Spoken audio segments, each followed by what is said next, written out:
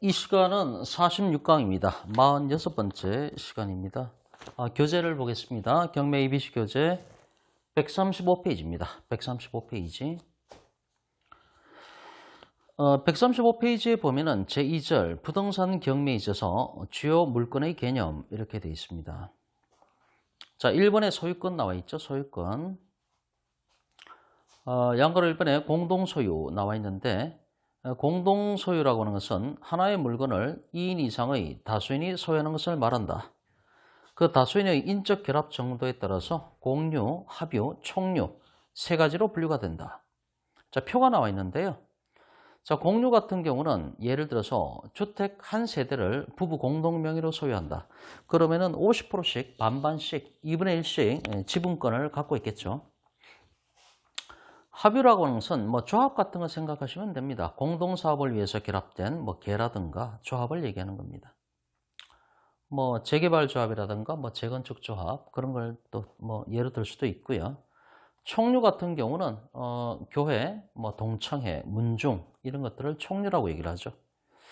자, 인적 결합 형태를 보면은 공유라고 하는 것은 공동 소유자 간에 아무런 인적 결합 관계가 없는 매우 개인적인 형태.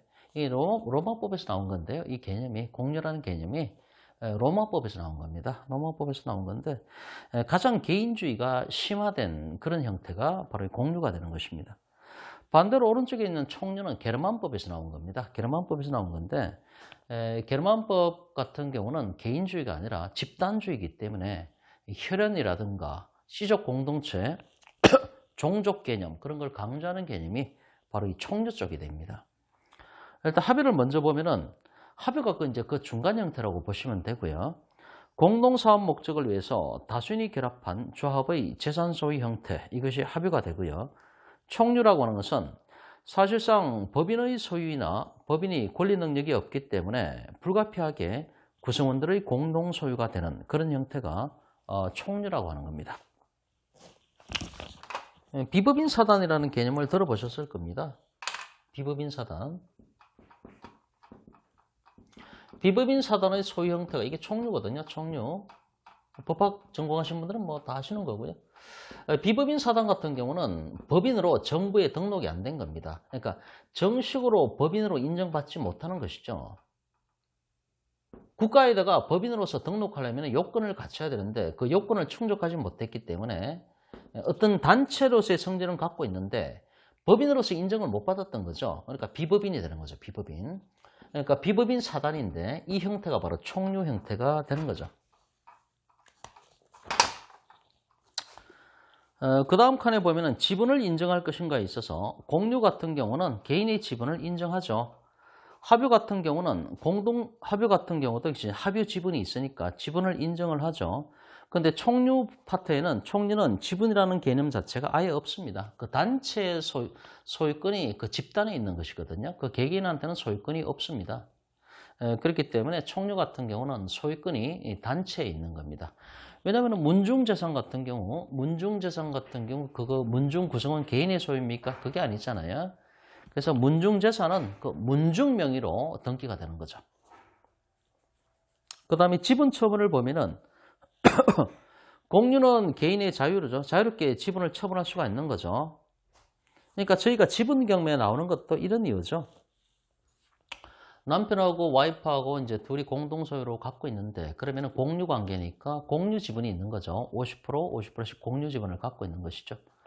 근데 둘이가 만약에 부부 관계가 나빠진다고 했을 때 남편이 화가 나면은 어디 가서 이제 자기 20%, 자기 50%, 자기 50% 지분을 담보로 잡고 대출을 받아버리죠. 대출.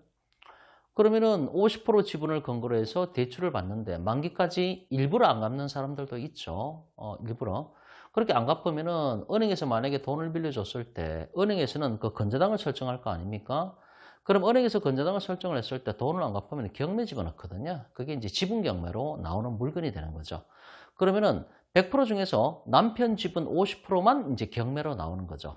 그걸 낙찰받았을 때 그 아파트의 소유권자는 아내가 원래 50% 갖고 있었고 그 다음에 남편이 50% 갖고 있었는데 그 남편 지분이 경매로 나왔으니까 그걸 낙찰받으면 낙찰받은 사람이 그 남편 지분의 50%를 갖게 되는 거죠. 그러면 소유권자는 제3자인 낙찰자가 50%, 와이프가 50% 이렇게 공동 소유 형태가 들어가는 것이죠.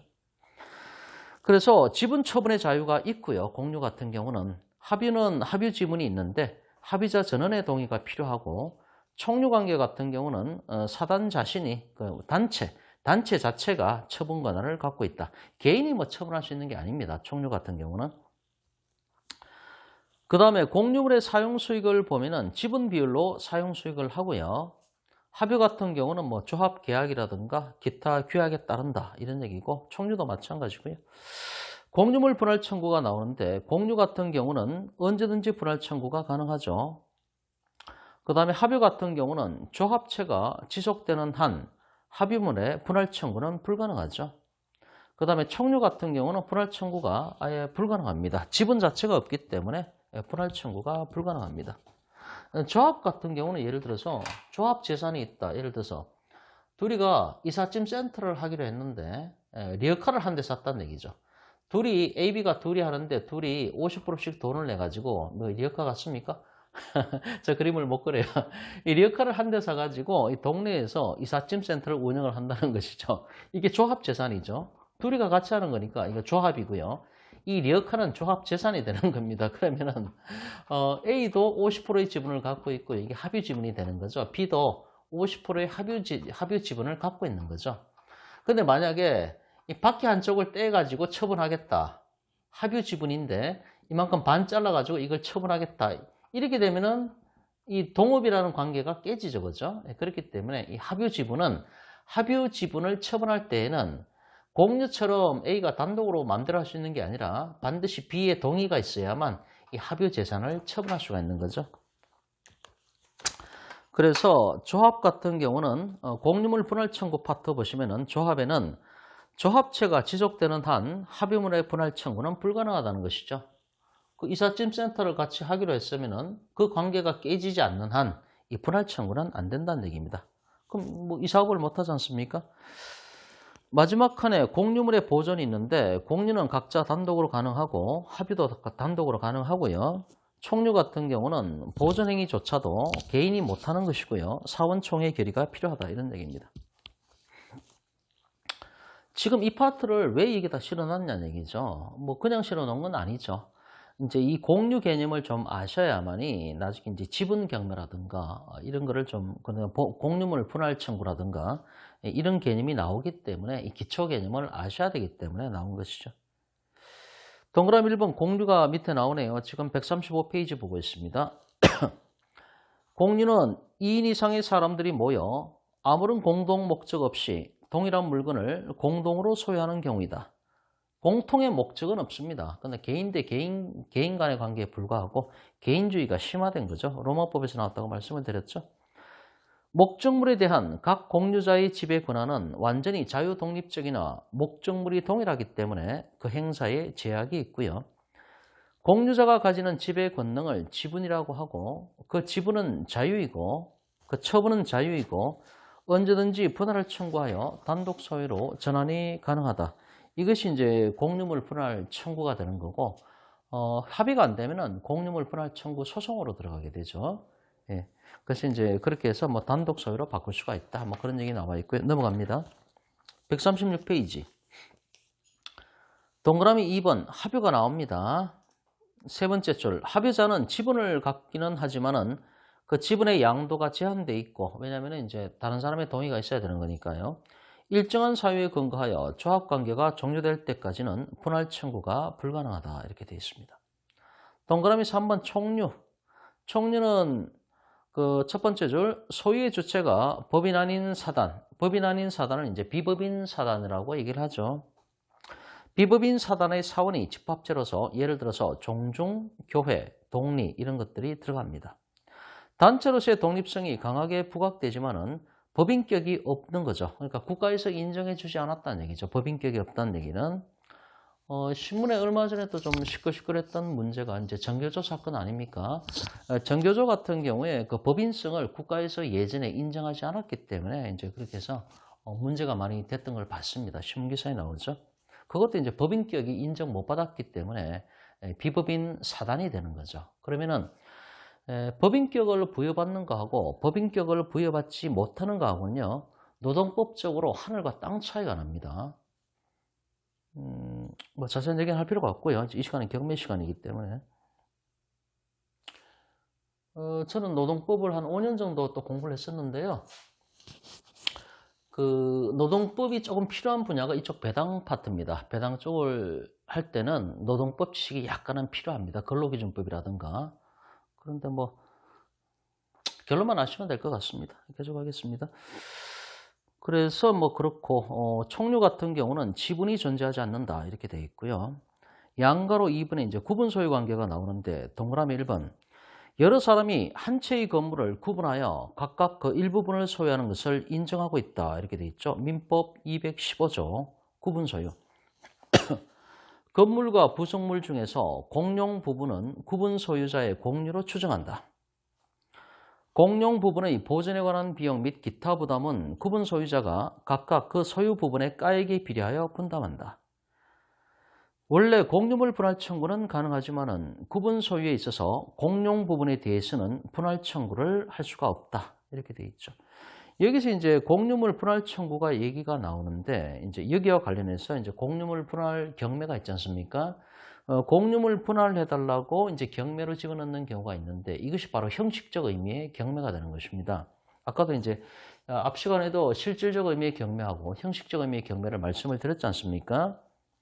동그라미 2번 구분 소유가 가능한 아파트 연립세대, 그 다음에 상가 건물 등 집합 건물의 소유와 관리에 대해서는 집합 건물의 소유 및 관리에 관한 법률에서 상세히 규정하고 있다. 집합 건물법이죠.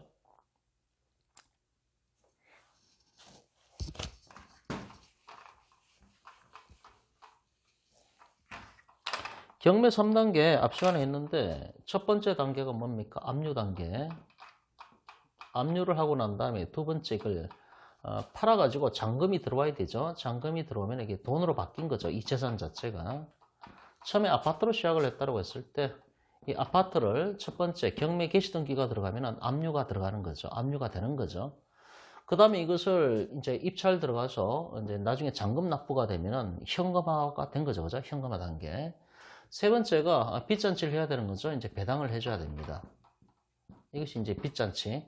그래서 1단계, 2단계, 3단계. 이 3단계까지 오면은 이것을 바로 실질적 의미의 경매라고 얘기하는 것이고, 저희가 알고 있는 경매가 바로 이 실질적 의미의 경매가 됩니다. 그런데 공유물 분할 얘기가 나왔는데, 공유물 분할 경매가 있죠. 공유물 분할 경매는 여기까지 가는 겁니다. 여기까지. 여기까지 1단계, 2단계까지 가고 3단계 배당에 들어가는 게 아닙니다. 그럼 2단계까지 현금화 단계까지 가면은 이것을 갖다가 형식적 의미의 경매라고 얘기를 하는 것이고, 형식적 의미의 경매는 여기 나오는 공유물 분할 경매 이런 것들. 두 번째는 뭔가 하면은 뭐 유치권에 기한 경매라든가 많습니다. 이런 경우들을 형식적 의미의 경매라고 얘기를 하는 거죠. 그러면 공유물 분할 경매가 왜 형식적 의미의 경매가 되는 건가? 부부가 싸움을 했습니다. 부부가 이혼을 합니다. 이혼을 하는데 또는 이제 하나의 아파트를 A, B 두 사람이 공동으로 소유하고 있는데 그걸 나누자고 얘기를 하는 겁니다. 모든 건 협의가 우선이죠. 근데 둘 사이에 그게 협의가 안 되면은 방법은 분할하는 것밖에 방법이 없죠. 그죠? 분할하는 것밖에 방법이 없습니다. 분할하는 방법은 공유물 분할 방법. 이게 필요 없는 얘기가 아니고요. 경매 기초로서 당연히 알고 계셔야 됩니다. 공유물 분할하는 방법은 세 가지가 있습니다. 첫 번째, 현물 분할. 두 번째, 대금 분할. 세 번째가 가격 배상이라고 얘기를 하죠. 가격 배상. 이렇게 공유물 분할 방법은 세 가지가 있습니다. 첫 번째, 현물 분할. 두 번째, 대금 분할. 세 번째, 가격 배상. 이렇게 돼 있는데 공유물 분할 같은 경우 그러면은 예를 들어서 이 아파트가 있는데 A, B가 공동 소유입니다. 또는 부부간의 공동 소유인데 이거를 이제 이혼을 하게 돼 가지고 그러면은 이 아파트를 나눠 가져야 될 거 아닙니까? 그럼 첫 번째 이게 공유물이니까 아파트가 A, B 공유물이니까 이 공유물을 쪼개자는 얘기죠. 그럼 첫 번째 단계가 현물 분할입니다. 그럼 아파트를 두 개 반으로 이렇게 무 자르듯이 쪼갤 수가 있습니까? 그렇게 되면 사용을 못 하지 않습니까? 현물 분할 못 하는 거죠. 두 번째 대금 분할이죠. 대금 분할. 대금 분할이라는 얘기는 쉽게 말해서 이걸 파는 거죠. 이걸 팔게 되면은 판 가격에 매수 대금이 들어올 거 아닙니까? 그죠? 그걸 나누자는 얘기죠. 이게 대금 분할이 되는 거죠. 세 번째 가격 배상은 뭔가 하면은 예를 들어서 A가 B한테 50%에 해당하는 가격을 그냥 주는 거죠. 주고 A의 단독 소유를 하는 거죠. 아니면 그 거꾸로 하든지 이런 식이죠. 그래서 공유물 분할 방법은 이 세 가지가 있는데 현물 분할은 현실적으로 불가능한 것이죠. 그러니까 결과적으로 이걸 경매로 집어넣는단 말이죠. 공유물 분할하기 위해서 공유물 분할 경매로 집어넣는 거죠. 공유물 분할 경매를 해서 이것이 현금화 단계까지 이렇게 간다는 것이죠. 그리고 이걸 배당이라고 얘기를 하지 않습니다. 왜냐하면 이 배당을 받는다는 얘기는 이 아파트에 대해서 채권을 갖고 있는 사람들이어야 됩니다. 또는 A나 B에 대해서 뭐 돈 빌려준 게 있는 사람이 경매에 집어넣었을 때 그 사람들이 배당에 들어가는 거죠. 그런데 A-B 관계는 A도 소유권자고 뭐 50%를 갖고 있죠. B도 50% 소유권자입니다. 소유권자와 소유권자 사이에 무슨 이게 배당이란 말이 나옵니까? 배당이란 말이 안 나오는 겁니다. 그래서 결과적으로 이 공유물을 분할하기 위한 방법으로서 경매라는 방법을 선택을 하죠. 결과적으로 이제 대금 분할로 가게 되는데 현물 분할이 안 되잖아요. 그러면 이게 경매로 집어넣어가지고 대금 분할을 하게 되는데 여기서 이제 배당이라는 표현은 쓰지 않습니다. 무슨 이 사람들이 무슨 서로 간에 채권자입니까? 아니잖아요. 배당이라는 말은 쓰지 않습니다.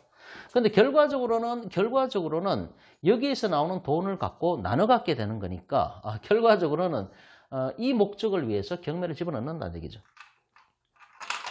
그래서 이제 정리해 보면 이것만 아시면 됩니다. 그냥 경매는 원래 3단계 절차로 돼 있다. 첫 번째 단계 압류 단계. 압류 단계는 경매 개시등기가 되면은 압류 들어간다. 그 앞에서 가압류했다 하더라도 경매 개시등기가 되는 순간 본압류로 넘어가는 거죠. 두 번째는 매각대금이 완납되면은 잔금이 완납되면은 그때 현금화가 되는 것이고, 세 번째는 이제 빚잔치를 해주는 배당 단계로 들어가게 되는데, 이 3단계 절차를 모두 거쳤을 때 이걸 실질적 의미의 경매고, 우리가 알고 있는 경매가, 일반적인 경매가 이 실질적 의미의 경매가 되는 거죠. 그러나 3단계 배당 단계로 들어가지가 않고 압류 단계하고 현금화 단계까지 가는 것들이 있는데, 이것은 형식적 의미의 경매라고 얘기를 하는 거고, 예를 들어서 유치권에 기한 경매라든지 공유물 분할 경매 이런 것들이 바로 형식적 의미의 경매가 된다. 여기서 돈을 받게 된다 하더라도 그걸 배당받는다고 얘기하면 안 되는 거죠. 채권자가 아니잖아요. 배당받는 게 아닙니다. 유치권자 같은 경우도 유치권에 기해서 이제 경매는 들어갈 수가 있다고 법조문에 돼 있는데, 유치권자가 만약에 이제 대금이 완납됐습니다. 그럼 잔금이 완납됐을 때 유치권자가 그 돈에서 잔금 완납됐을 때 빚잔치 들어갈 때 유치권자가 거기서 배당을 받는 게 아닙니다. 유치권자는.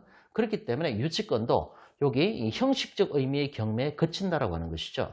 그래서 유치권자가 만약에 돈을 받고 싶으면요, 배당에 들어갈 수 있는 게 아니고 유치권에 의해서 소송을 통해서 확정 판결을 받아야 되고요. 그걸 근거로 해서 돈을 받는 겁니다. 배당을 들어가는 게 아닙니다. 그렇기 때문에 이 단계에서 그치고 배당 단계로 들어가는 게 아니니까 이런 것들, 유치권에 기한 경매라든가 공유물 분할 경매라든가 이런 것들은 실질적 의미의 경매가 아니라 여기서 그치는 것이고 배당이 안 들어가는 거니까 형식적 의미의 경매라고 얘기를 한다는 것이죠. 이거는 경매의 기본 상식입니다. 지금 이제 공유물 분할 얘기가 나와서 같이 연관해서 말씀을 드렸습니다. 그 다음에 136페이지 계속 봅니다. 2번에 전세권 나오죠. 방거로 1번에 2가 나오는데, 전세금을 지급하고 부동산을 점유하여 그 부동산을 사용에 따라 용도에 따라 사용 수익하는 권리, 이 전세권. 전세권은 편제상으로 봤을 때는 용익물권에 해당하지만은 전세권에 기해서 임의경매 신청도 할 수 있는 담보물권적인 성격을 갖는 특수한 용익물권이다. 뚜껑을 열어보면은 50%는 용익물권이고 50%는 담보물권이라는 얘기죠. 반반이죠, 반반. 이게 전세권이라는 얘기죠.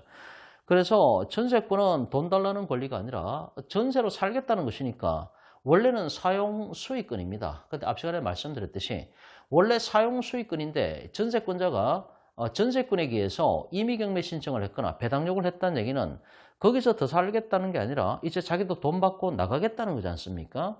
돈 내놔 이런 얘기죠. 돈 내놔. 돈 내놔로 하는 순간, 돈 내놔로 바뀌는 순간 이건 용익물권이 아니라 담보물권으로 봐야 됩니다. 담보물권. 그래서 담보물권에 기해서 돈 내놔는 것이니까 이것이 임의경매가 되는 것이고요.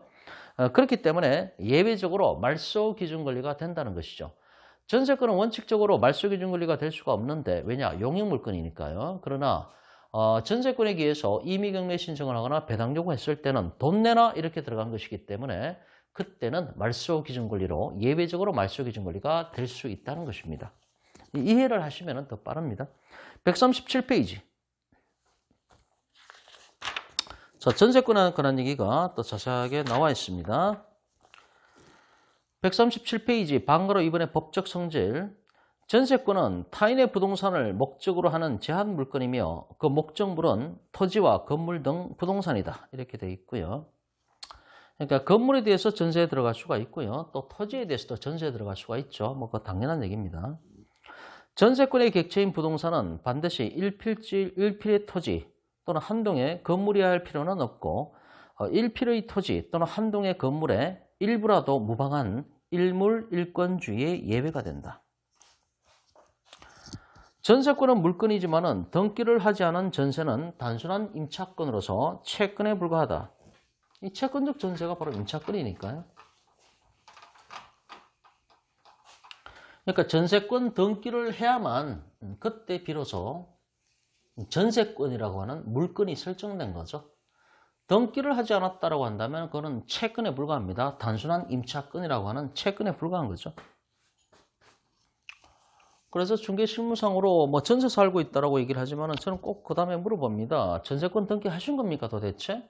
그럼 대부분 전세권 등기 한 사람도 있겠지만은 대부분 전세권 등기를 안 했죠. 그런데 자꾸 이제 전세도 한다고 얘기를 하시죠. 그건 전세가 아니고요. 임차권을, 임대차 계약을 체결하는 거에 해당하는 것이죠. 임대차로 살고 있다. 이렇게 표현하는 게 정확한 표현이죠. 그 다음에 임대차 계약을 체결한 임차인이 전세권 설정 등기를 한 경우에는 계약서상에 확정일자를 받지 않았더라도 전세권 등기일에 확정일자를 받은 것과 동일한 효력이 발생한다. 일단 이 논점 그 이전에 거기 그 두 번째 논점을 보면은 전세권의 객체인 부동산은 그 다음 줄 일필의 토지의 일부 또는 한 동의 건물의 일부라도 무방하다 이런 얘기죠. 전세권 들어갈 때. 그래서 이게 용익물건이죠.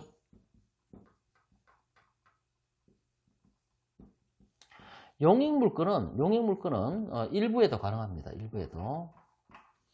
그러니까 부동산 일부에 가능하다 이런 얘기입니다. 뭐 건물의 일부에 대해서 전세를 들어가든 토지 일부에 대해서 토지 전세를 들어가든 다 가능한 거죠. 용익물건이니까요. 용익물건. 근데 담보물건은 반드시 일부는 안 되죠. 이게 부동산의 일부가 안 되고요. 반드시 이 일필의 토지면은 일필의 토지가 나와야 되고 건물 같은 경우는 하나의 독립된 건물이어야 됩니다. 일부에는 안 된다는 것이죠. 이거를 기억을 하셔야 됩니다. 나중에 이제 이거 기초 지식이기 때문에 아셔야 되기 때문에 용익물건 같은 경우는 부동산 일부에 가능하다. 토지의 일부에도 가능하고 건물의 일부에도 가능하다. 담보물건 같은 경우는 그 반대로 부동산의 일부는 안 되고 토지 같은 경우는 반드시 일필지의 토지에 설정할 수가 있는 거고 일필지의 토지의 일부분에 대해서만은 저당권 설정하다. 그럼 못한다는 얘기죠. 그 다음에 건물 같은 경우도 반드시 구분 등기의 대상이 되는 하나의 건물이 나와야 되는 거죠. 여기에 대해서 담보권, 즉 저당권 같은 거를 설정할 수가 있는 것이지 건물의 일부에 대해서만 저당권 설정할 수 있다? 그건 안 된다는 얘기입니다. 그렇게 될 수가 없죠. 왜 그렇습니까? 담보권 같은 경우는 나중에 예를 들어서 경매로 넘겼다라고 했을 때 낙찰자가 발생을 하면은 소유권 이전 등기를 해줘야 될 거 아닙니까? 그 낙찰자가 소유권자니까 소유권을 등기를 넘겨줘야 될 거 아닙니까?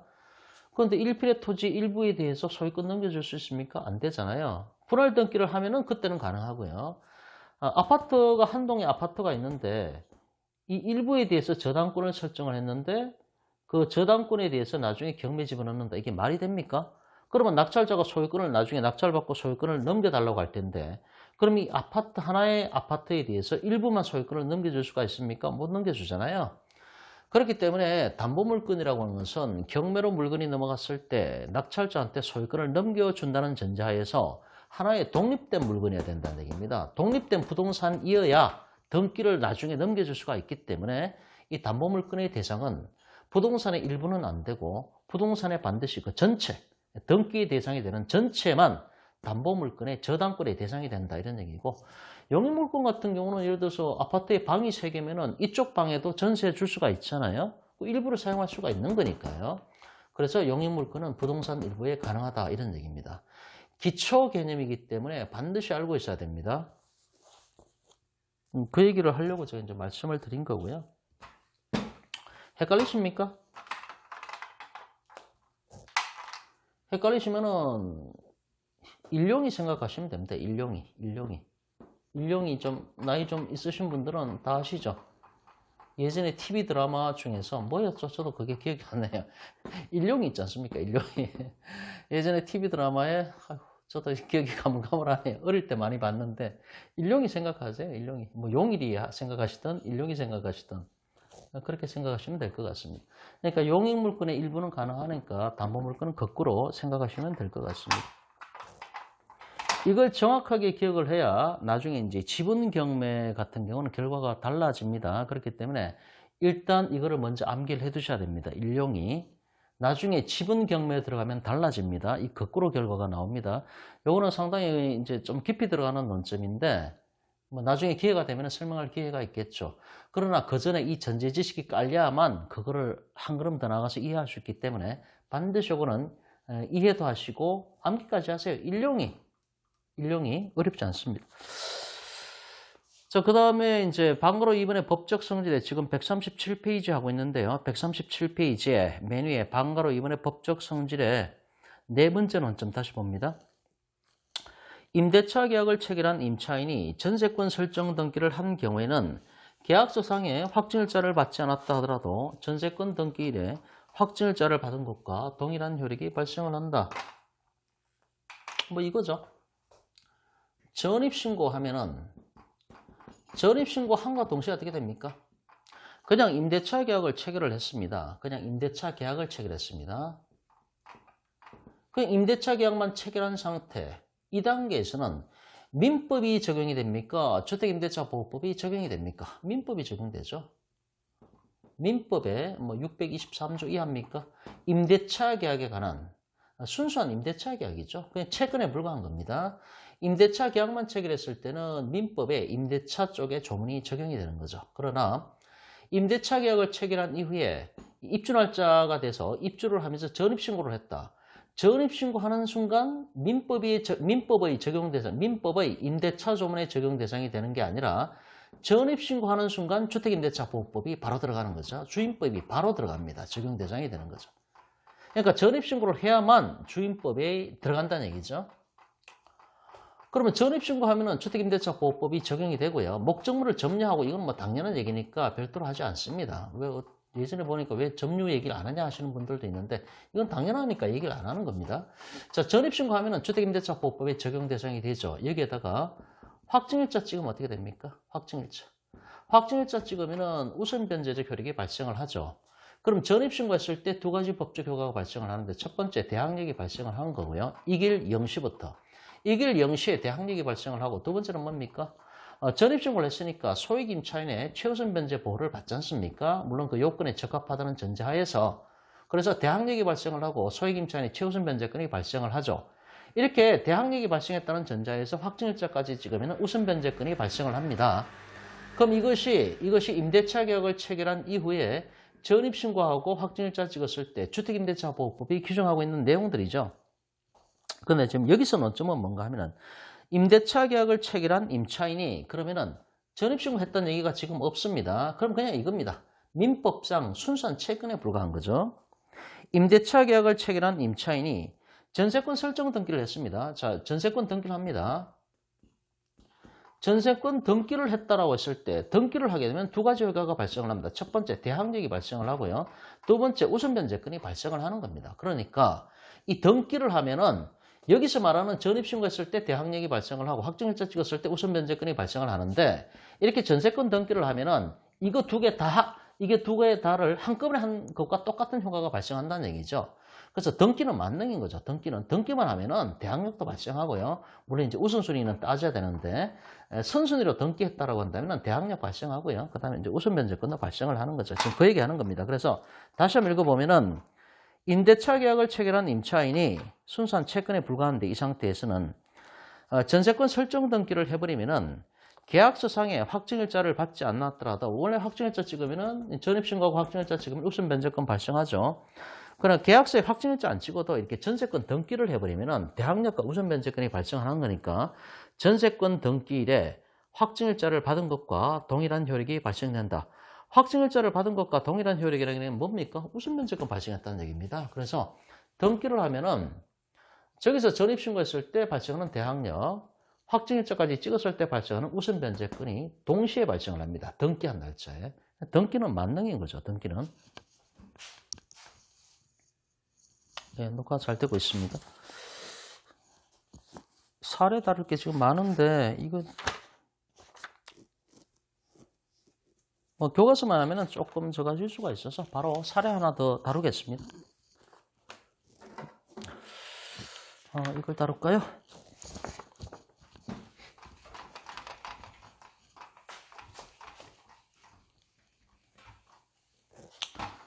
자료는 올려드리니까요. 이제 출력하시면 되고요. 이번 사건은 역시 이제 좀 오래된 사건인데 나름대로 공부할 논점이 있기 때문에 선택을 했고요. 2007 타경 288땡 사건입니다. 2007 타경 288땡 사건. 경기도 시흥시 사건이고요. 그 다음에 이것은 이제 다세대 빌라입니다. 다세대 빌라. 전용 면적이 18평이고 대지권이 9.2평. 그 다음에 토지 건물 일괄 매각이고요. 소유자, 채무자 같은 사람입니다. 송모 씨가 되고 채권자는 우리은행입니다. 감정가가 이게 얼마야? 7천만 원이죠? 7천만 원. 그 다음에 이제 1차 때 100%가 최저가가 100%, 700만 원. 보증금은 뭐 10%고요. 왼쪽에 입찰 진행 내용을 보면은 1차 때가 2007년 12월 달에 최저 매각 가격이 7천만 원입니다. 7천만 원. 자, 낙찰 받았죠? 낙찰 받으신 분이 9,800에 낙찰 받았습니다. 140%. 무려 15명이나 입찰 들어갔었죠, 이 당시에. 이때는 2007년도니까 아주 경매로 돈 벌기 좋은, 지금은 이제 경매가 대중화가 돼 있죠. 너나 없이 이제 경매에 대해서 알고 있고 실질적으로 경매도 하고 계시고. 근데 이 시절에는 정말 돈을 많이 벌었던 그런 시절이 되겠습니다. 한 10년 전만 해도요. 제가 아는 분인데 10년 전만 해도 빌라를 7천에 낙찰 받잖아요. 7천에 낙찰 받아가지고 이거 3억에 팔았다 그러더라고요. 7천에 낙찰 받아서 3억에 팝니다. 이렇게 해서 3년 만에 10억을 벌었다고 말씀을 하시더라고요. 이게 이제 10년 전입니다. 근데 지금도 경매가 대중화되긴 했지만은 저도 아직 뭐 경험도 일천하지만은 그래도 돈 벌 수 있는 길이 많은 것 같습니다.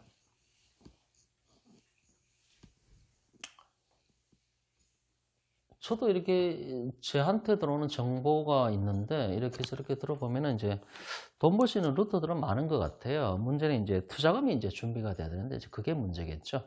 근데 투자금이 준비되신 분은 뭐 투자를 하시면은 뭐 돈 벌 수 있는 길은 아직도 많은 것 같습니다. 경매 쪽에서는 투자금을 얼마를 준비를 해야 되는가 하면 3천만 원입니다. 기본적으로 어디 투자를 한다고 했을 때 3천만 원이 일단 준비가 돼야 됩니다. 이 밑으로는 안 받아줍니다. 안 받아주고요. 물론 뭐 2천만 원이나 2천만 원 갖고 소액 투자하실 수는 있습니다. 그건 개인이 하시는 거고 경매 전문 업체에서 투자를 했을 때는 내가 거기에다 배팅을 했을 때는 3천만 원이 준비가 안 돼 있으면은 안 받아줍니다. 3천만 원이 준비가 안 되면은 가서 돈부터 버시라고 이렇게 얘기를 합니다. 기본 상식적으로 아시면 될 것 같습니다. 그래서 3천만 원이 이제 준비가 안 됐다고 했을 때는 뭐 1천만 원, 2천만 원 갖고도 개인이 할 수 있는 투자는 뭐 얼마든지 많죠. 경매 물건이 많기 때문에 공매 쪽에 들어가면요. 경매가 아니라 공매. 공매 쪽에 들어가면요. 공매 사이트 한번 들어가 보십시오. 공매 사이트 들어가시면은 500만 원에도 낙찰받을 수 있는 토지가 나옵니다. 강원도 쪽 토지라든가 500만 원 갖고도 낙찰받을 수가 있습니다. 잘 찾아보시면 있습니다. 그래서 이제 이런 걸 찾을 수 있는 안목을 기르기 위해서는 공부를 하셔야 됩니다. 한번 세상에 그냥 되는 건 없습니다.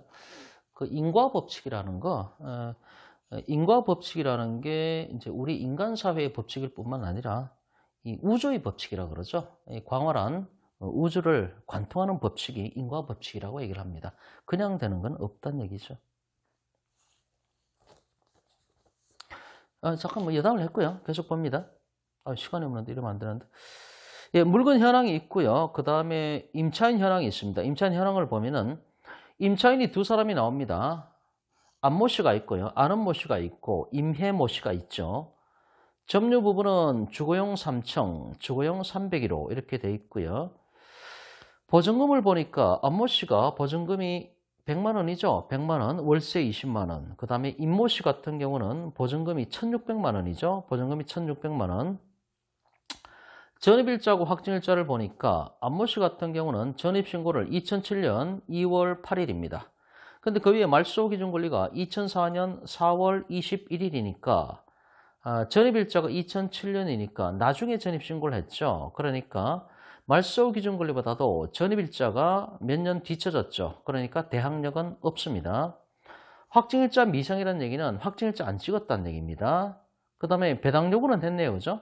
배당요구는 2007년 2월 9일에 했으니까 배당요구 종기가 5월 달이니까 배당요구 종기 전에 배당요구 했음을 알 수가 있습니다. 그럼 안모 씨 같은 경우 권리 분석을 해보면은 안은모 씨가 되는데 안은모 씨 같은 경우는 전입신고를 말소기준권리보다 늦게 했죠. 늦게 했으니까 대항력이 있습니까? 없습니까? 대항력이 없는 거죠. 그럼 전입신고 했으니까 첫 번째 대항력이 발생하나 안 하나 이걸 따져봐야 되죠. 근데 말소기준권리보다 나중에 전입신고를 했기 때문에 대항력이 없고요. 두 번째는 뭡니까? 이 사람이 소액임차인 보호를 받냐 그걸 따져봐야 되죠. 이건 요건에 적합해야 됩니다. 그 다음에 세 번째 따질 게 뭡니까? 확정일자 찍었나 봐야 되죠. 확정일자 찍었으면 우선 변제권이 발생을 할 텐데 확정일자 안 찍었죠. 그죠? 확정일자 안 찍었으니까 우선 변제권은 발생하지 않습니다. 그 다음에 네 번째 배당요구 종기까지 배당요구는 했습니다. 배당요구는. 그럼 여기서는 이제 이 논점들 중에서 후순위니까 대항력 발생하지가 않고 확정일자 안 찍었으니까 우선 변제권 발생하지가 않고 남은 건 소액임차인인데 소액임차인이 최우선 변제 보호를 받냐 그것만 따져봐야 되는 거죠. 그러면은 밑에 등기부를 보면은 등기부 현황에 보면은 1번에 소유권 이전 매매 송모 씨 이렇게 돼 있고 2번에 건저당인데 이 건저당 우리은행이 말소 기준 등기가 됩니다. 그런데 건저당 날짜가 언젠가 하면은 2004년도 이때 건저당 들어간 날짜가 2004년 4월 21일입니다. 그러면은 주택임대차보호법 그 기준표를 보시겠습니다. 소액임차인 기준표를 보면은 상가임대차고 2004년 이 표입니다. 다 갖고 계시죠? 2004년 4월 21일. 그러면은 2004년도니까 여기네요. 여기가 지역이 경기도 시흥입니다. 경기도 시흥이 이게 과밀억제권역에 들어갑니까? 경기도 시흥시. 뒤에 표를 보겠습니다. 뒷페이지에 보면은 과밀억제권역에 경기도 시흥이 들어가는 걸 한번 보겠습니다. 쭉 보니까 경기도 시흥이 여기에 안 들어가네요.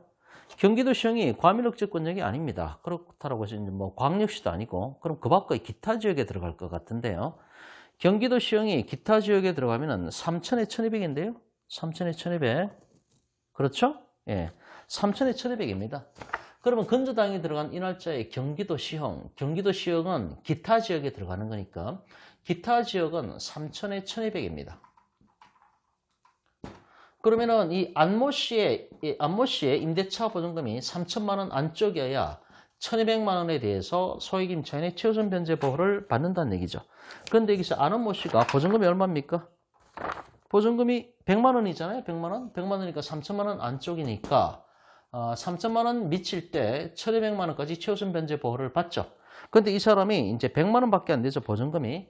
100만 원이니까 3천만 원 안쪽이니까 소액임차인의 최우선 변제 보호를 받을 수가 있죠. 1200만 원까지. 근데 여기서 1200을 주는 게 아니죠. 이 사람은 보증금이 100만 원이니까 100% 100만 원의 보호는 받는다는 얘기죠. 100만 원 보증금 100% 다 받습니다. 이 사람은. 그러면 안은모 씨 같은 경우는 이 권리 분석을 해봤을 때 대항력 행사할 수가 없고 날짜가 전입신고 늦었으니까요. 소액임차인으로서 최우선 변제 보호를 받으니까 자기의 보증금 100만 원은 100% 다 받을 수가 있고 여기서 받았으니까 끝났네요. 뭐 확정일자 안 찍었으니까 우선 변제권은 없는 것이고 배당 요구는 했고요. 만약에 배당 요구 종기까지 배당 요구를 하지 않았다고 한다면 이것도 못 받습니다. 이것도 그나마 배당 요구 종기까지 배당 요구를 했기 때문에 우선 변제권은 없지만은 소액임차인으로서 100% 보호를 받고 나간다 이런 얘기죠. 이게 아는모 씨의 권리 분석이 되는 거고요. 가만히 있어봐. 이게 등기부를 먼저 잠깐 따져볼게요. 뭐 좀 이상하다 싶었더니. 자, 등기부를 먼저 봅니다. 등기부에 보면은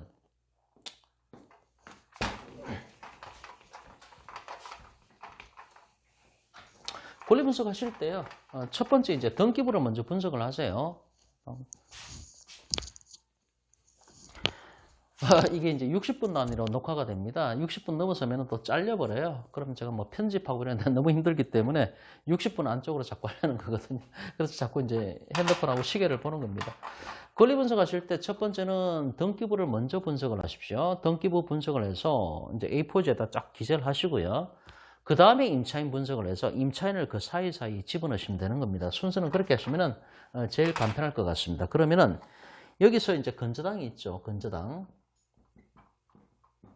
건저당 날짜를 2004년 04년 4월달 04년 4월 21일입니다. 이것이 이제 우리은행이 있고요. 이것이 말소 기준 권리가 되는 것입니다. 일단 적고요. 그 다음에 가압류 들어갔죠. 가압류 들어갔는데 가압류를 어디서 들어갔는가 하면은 한국외환은행입니다. 한국은행. 이 가압류 들어간 날짜가 언젠가 하면은 2005년 05년 11월 24일입니다. 11월 24일 이렇게 돼 있고요. 그 다음에 이제 경매 들어갔죠. 임의 경매 들어갔는데 이 우리은행에서 이제 임의 경매 들어갔습니다.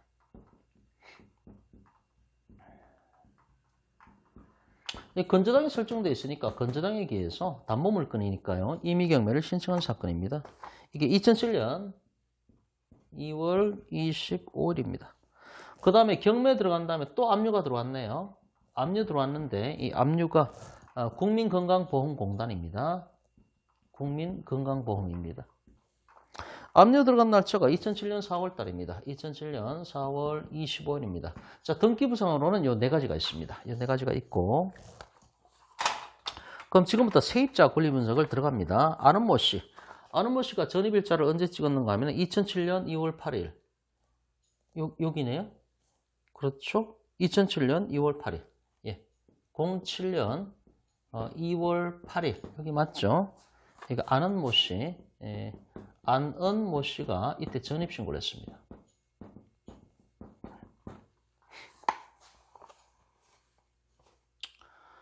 그 다음에 안은모 씨가 전입신고했고, 그 다음에 이제 확정일자는 안 찍었습니다. 그냥 요것만 한 거죠. 요것만. 자, 이 상태에서. 자, 임차인 현황을 보십시오. 임차인 현황을 보면은 이상하다. 이게 기재가 잘못된 뭐가 좀 이상하다 했더니만은 제가 이걸 잘못 적어내요. 뭔가 앞뒤가 안 맞는다 했더니 이게 2월 5일이네요. 2월 5일. 경매에 들어간 날짜가 2월 5일입니다. 그러니까 안은모 씨가 여기 적어서 되는 게 아니고 그 밑에 적었어야 되는 거죠. 경매에 들어간 날짜가 2월 5일이고요. 임의 경매를 들어갔지 않습니까? 그리고 이제 안은모 씨가 2007년 07년 2월 8일입니다. 8일 이때 전입신고를 했습니다. 그러니까 안은모 씨. 그럼 안은모 씨 같은 경우는 권리 분석을 했을 때 전입신고를 너무 늦게 했죠. 말소 기준 권리가 여기 있는데 말소 기준 권리보다도 나중에 전입신고를 했으니까 전입신고했을 때 첫 번째 대항력이 발생을 하는데 이거 후순위 대항력이니까 대항력 형성 못한다는 것이고요. 두 번째는 소액임차인 보호를 받을 수가 있는가? 소액임차인 보호를 받을 수 있는가 봤더니 이것이 이제 직업기준 권리가 건저당이니까 이때 3,000에 1,200까지 소액임차인 보호를 한다는 거죠. 다시 한 번만요. 말소 기준 권리 기억하시죠? 건, 저, 가, 앞, 담, 경, 전세권은 예외적으로. 그럼 여기서 소액임차인의 최우선 변제금의 직업기준 권리 개념을 말씀을 아까도 드렸죠. 소액임차인의 최우선 변제금의 직업기준 권리는 여기서 가압류하고 압류만 빼고 나머지 그대로 내려오면 되는 거죠. 그래서 여기에 보면 이 건저당이 바로 이 소액임차인의 최우선 변제금의 직업기준 권리로 작동을 하는 거죠. 그럼 여기서 우리은행 건저당은 말소 기준 권리인과 동시에 소액임차인의 최우선 변제금의 직업 기준 권리로 작동을 하고 있습니다. 그래서 우리은행 건조당은 이 사례 같은 경우는 말소기준권리과 동시에 지급기준권리로 두 가지 역할을 동시에 하고 있는 사건입니다. 그런데 이 시점에 소액임차인 기준표를 보면은 3천에 1,200을 기타 지역에 들어가는 거니까 3천에 1,200까지란 얘기죠. 그래서 이 전입신고한 아는 모 씨는 나중에 전입신고했으니까 대항력 행사 못하죠. 두 번째, 소액임차인의 최우선 변제를 아까 보호받는 걸로 제가 이제 이걸 안 그려놓고 그냥 봤더니 보호를 받는 것 같은데 결과적으로 소액임차인의 최우선 변제 보호를 못 받는다는 얘기죠. 결과적으로. 아까 100만 원 받는 거 아니냐? 못 받습니다. 왜 그렇습니까? 소액임차인의 최우선 변제 보호를 못 받습니다. 결과적으로. 세 번째, 확정일자를 안 찍었죠. 확정일자 안 찍었으니까 우선 변제권 싸움에도 못 들어갑니다. 네 번째, 배당 요구를 했습니다. 배당 요구를 했지만은 이 사람은 소액임차인의 최우선 변제 보호를 못 받습니다. 왜 그렇습니까? 저번 시간인가도 인원 좀 나왔었죠. 경매 등기가 이때 들어왔잖아요. 경매 개시 등기 이전에 전입신고를 해야만 소액임차인 보호를 받잖아요. 경매 개시 등기 그 이후에 전입신고를 했기 때문에 소액임차인의 최우선 변제 보호 대상에서 제외가 되는 것이죠. 주택임대차 보호법하고 상가임대차 보호법에 보면은 소액임차인의 최우선 변제 보호를 받으면은 경매 개시 등기 그 이전에 반드시 전입신고를 해야 된다. 그렇게 명문 규정이 있죠, 그죠? 그래서 이제 이 경매 ABC 교재 같은 경우도 제가 저번 시간인가 이거는 분명히 잘못된 것 같다라고 말씀을 드렸죠. 해설이 잘못됐다고 말씀을 드렸죠. 그때도 인원점이죠. 경매 개시 등기 그 이전에 전입신고를 해야 소액임차인 보호를 받는데 이 사건 같은 경우도 경매 개시 등기 그 이후에 전입신고를 했기 때문에 소액임차인 최우선 변제 보호를 못 받습니다. 배당 요구해도 못 받는 거죠. 결과적으로 뭡니까? 100만 원 날리는 거죠. 그죠? 한 푼도 못 받고 쫓겨나갑니다. 이것이 이제 아는 모 씨 사건이 되는 거고요. 그 다음에 또 한 사람이 있죠. 세입자가 임혜모 씨가 있습니다. 임혜모 씨가 전입신고를 헷갈리니까 아이고 헷갈린다. 지워버리죠. 두 번째 세입자가 임혜모 씨가 되는데 전입신고를 언제 했는가 하면 2005년도 4월 달에 했죠. 4월 20일이네요. 2005년 4월 20일. 여기 이제 임모 씨가 등장을 합니다. 이때 전입신고 했고요, 이분이. 확정일자 찍은 걸 보면 2006년도에 확정일자 찍었습니다. 그럼 여기 들어가겠네요. 2006년 1월 달에 확정일자 찍었습니다. 확정일자. 그 다음에 배당 요구 종기까지 배당 요구를 했네요. 그러면 임혜모 씨는 권리 분석이 어떻게 됩니까? 이 임모 씨는? 말소 기준 권리가 여기인데 말소 기준 권리보다도 나중에 전입신고를 했죠. 나중에 전입신고를 했으니까 첫 번째, 대항력 발생하지 않습니다. 두 번째, 역시 마찬가지로 소액임차인이 최우선 변제권을 따져야 되고요. 이건 좀 이따 따져보기로 하고. 그 다음에 확정일자를 여기 찍었죠. 그죠? 확정일자를 찍었으니까 배당 요구 종기까지 배당 요구는 했고요. 확정일자까지 찍었기 때문에 결과적으로 우선 변제권은 발생한다고 봐야 되죠. 왜냐? 자, 경매 개시 등기 그 이전에 이미 전입신고를 했잖아요. 그러니까 이 사람은 소액임차인이 최우선 변제를 요구할 수가 있는 거죠. 그러면 이 액수가 3천에 1,200이 되냐를 봐야 되죠. 아까 이제 말소 기준 권리가 이거고 또 소액임차인의 지급 기준 권리도 이거니까 이때 보면은 3천에 도피에 3천에 1,200이죠. 그러면 임모 씨의 보증금이 3천 이하여야만 1,200만 원까지 소액임차인의 최우선 변제 보호를 받죠. 그럼 이 사건 같은 경우는 얼마입니까? 임모 씨가 1,600만 원이잖아요. 임모 씨 임대차 보증금이 1,600만 원이니까 3천만 원 안쪽이죠. 그럼 3천만 원 안쪽인 경우에 1,200만 원까지 최우선 변제 보호를 받죠. 그죠? 예. 그래서 임모 씨는 1,200만 원 보호를 받습니다. 이 사건에 있어서. 예. 그렇게 됩니다.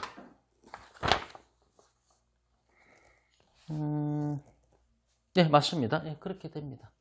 그래서 이제 결론적으로 정리해 보면은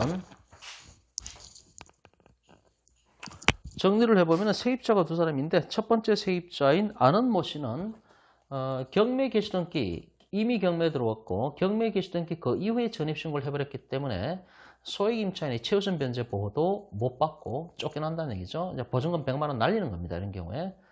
그러면 경매 절차에서는 100만 원을 어떻게 보호받을 방법이 없고요. 무조건 나가야 되고 100만 원 날아가는 겁니다. 그래서 그 100만 원은 민사소송을 제기하든지 개인적인 방법으로 권리구제를 받을 수밖에 없고 이 경매 절차에서는 보호를 못 받습니다. 그런데 임모 씨 같은 경우는 이제 경매 개시 등기 그 이전에 이미 전입신고를 했기 때문에 첫 번째 대항력을 따져보면은 말소 기준금리보다 후순위로 전입신고했으니까 대항력 행사 못하죠. 무조건 나가야 됩니다. 대항력 행사 못한다는 얘기는 쫓겨나가야 된다. 지금 그 얘기를 하는 거죠. 두 번째는 경매 개시등기 그 이전에 전입신고를 했으니까 소액임차인 요건에 적합하다는 전자에서 소액임차인의 최우선 변제 보호를 받을 수가 있는데 여기서 우리은행 건조당이 말소 기준 걸림과 동시에 소액임차인의 지급 기준 걸린 거죠. 근데 이때 소액임차인 기준표를 보니까 3,000에서 1,200이고 이때 임모 씨는 그 보증금이 아까 1,600만 원이었잖아요. 1,600만 원이니까 3,000만 원 안쪽이니까 맥시멈 1,200만 원까지 소액임차인 보호를 받는다는 얘기죠. 그러면은 배당표를 짜보면은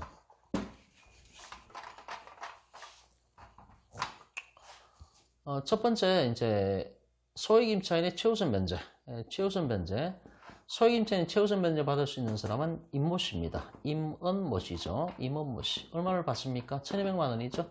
1,200만 원. 그런데 이 사람은 1,600만 원의 보증금을 집어넣었으니까 지금 얼마를 못 받았습니까? 400만 원 못 받았죠. 그냥 마이너스 400이라고 써둘게요. 400만 원 못 받았다는 얘기죠. 그럼 소액임차인의 최우선 변제를 하고 그 다음에 이제 순서대로 내려와야 되죠. 그 다음에 이제 우선 변제권 싸움으로 들어가죠. 우선 변제권 싸움으로 들어갔을 때 우선 변제 받을 수 있는 게 뭐가 있습니까? 이 그림에서 우선 변제 받을 수 있는 게 건저당권이 있죠. 등기를 했으니까. 자, 건저당이 순서가 앞서니까 얘가 1순위로 우선 변제 보호를 받습니다. 두 번째는 뭐가 됩니까? 여기 지금 건저당이 있고 그 다음에 이제 가압류 채권자가 있죠. 그죠? 가압류 채권자가 있는데 이것도 날짜를 이제 분석을 해봐야 되는 것이고 그 다음에 확정일자 찍은 거 있죠. 그죠? 확정일자 찍은 임차인이 이 건저당보다 나중에 확정일자 찍었죠. 그죠? 그럼 순서를 따져보면은 두 번째 이제 가압류가 들어가고요. 두 번째 가압류. 세 번째가 확정일자를 나중에 찍었잖아요. 그러니까 여기서 이제 임은모 씨의 확정일자가 여기에 나오는 거죠. 임은모 씨의 확정일자를 이때 순위가 되는 것이죠. 이때 순위. 자, 그러면은 이걸 이렇게 따져봤을 때, 물론 나중에 이제 또 국민건강보험에서 또 압류 들어왔고요. 뭐 이렇게 되는 것이고. 근데 어쨌든 소액임차인의 최우선 변제는 임원모 씨가 1,200만 원을 먼저 가져갑니다. 먼저 가져가고, 남는 돈이 낙찰가액에서 먼저 가져가고, 남는 돈이 있다라는 전자에서 이제 건저당이 들어가게 되는데, 건저당, 그 다음에 이제 가압류 채권, 그 다음에 이제 확정일자에는 임차권 이렇게 되는데, 요 순서대로 날짜가 진행됐을 때 배당표를 짜보면은 일단 건저당 같은 경우는 물건이기 때문에 건저당이 자기 채권의 100% 만족이 돼야 됩니다. 그리고 남는 게 있을 때 이제 밑으로 내려가게 되는데 요거까지 얘기하면 좀 복잡해지는데 압류까지 넣어야 이게 사실은 되는데 압류까지.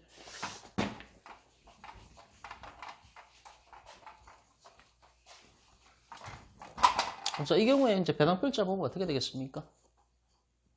자, 물건이고요. 가압류는 이건 채권입니다. 물건 채권. 가압류는 채권이고요. 이거는 확정일자 찍은 임차권이니까 물건화 됐죠. 물건화가 됐기 때문에 배당표를 짤 때는 물건처럼 취급을 해야 됩니다. 그 다음 맨 마지막에 압류가 들어와 있죠. 공과금 들어와 있네. 공과금. 이랬을 때 일단 1순위가 물건이라고 했을 때 1순위가 물건 같은 경우는 물건 우선주의 적용을 받기 때문에 물건이 100% 가져갑니다. 물건이 100%. 그리고 남는 게 있을 때 그 다음 순위가 되는 거죠. 남는 게 있을 때 그 다음 순위가 되는데 지금 이제 2번이 가압류가 들어갔고요. 세 번째가 확정일자 찍은 임차권이죠. 확정일자 들어갔고요. 네 번째가 이제 공과금이 들어갔죠.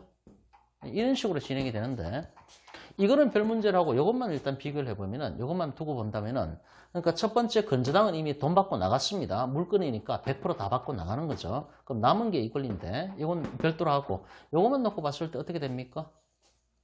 이건 가압류는 채권입니다. 채권. 그럼 이게 선순위 채권이죠. 선순위 채권이고 이거는 물건처럼 준 물건화가 됐기 때문에 이건 물건처럼 취급을 받습니다. 그럼 선순위 채권이고 후순위 물건이 있을 때 저번 시간에도 했었죠. 어떻게 됩니까? 선순위 채권이 있고 후순위 물건일 때 동순위 안분배당이죠. 그죠? 동순위 안분배당이 됩니다. 이런 점 하나 더 잡아두시면 될 것 같습니다. 자, 공과금까지 들어가면요, 이제 복잡해지기 때문에 그냥 이런 논점만 좀 기억하시면 될 것 같습니다. 여기까지 하겠습니다.